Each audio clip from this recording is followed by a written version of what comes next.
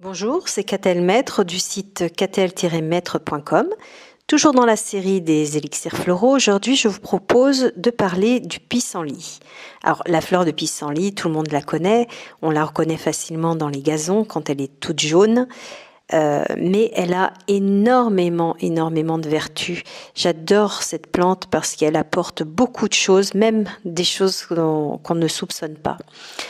Aujourd'hui, sous forme d'élixir floral, il faut savoir que le pissenlit, bien sûr, agit sur les tensions dans le dos, dans le corps, parce que beaucoup d'ailleurs de thérapeutes comme des kinés peuvent l'utiliser pour aider à détendre le corps.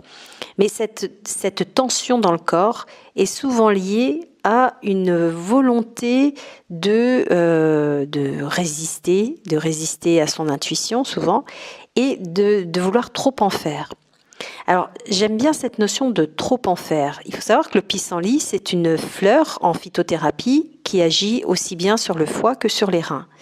Or, justement, le foie est en lien avec l'action, dans le sens où si on veut trop en faire, on finit par avoir trop de fer dans le sang. De même que les personnes qui n'agissent pas et qui n'en font pas assez, dans ce cas-là, eh bien, elles n'ont pas assez de fer dans le sang. Donc le pissenlit est vraiment bien pour les personnes justement qui auraient tendance à vouloir trop en faire, qui sont hyperactives, qui ne peuvent pas se poser une minute, qui n'arrivent pas finalement à se faire face à elles-mêmes. Elles ont trop peur d'être face à elles-mêmes. Donc dans ces cas-là, on se trouve toujours plein de choses à faire en permanence. Et puis, c'est aussi une plante qui agit sur les reins. Or, les reins, en énergétique chinoise, correspondent notamment aux peurs et à la volonté.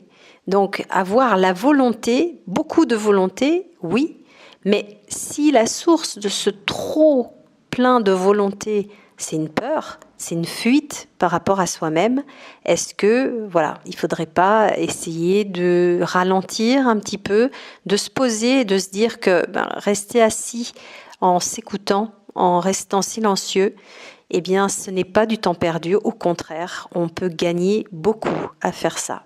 Donc le pissenlit, quelque part, vous amène sur cette voie. Voilà, et bien toujours la même utilisation en interne, de 3 gouttes sous la langue, 4 à 5 fois par jour, en utilisant tout le flacon. Et surtout, pensez à bien agiter le flacon pour dynamiser le produit et le rendre plus efficace. À une prochaine fois.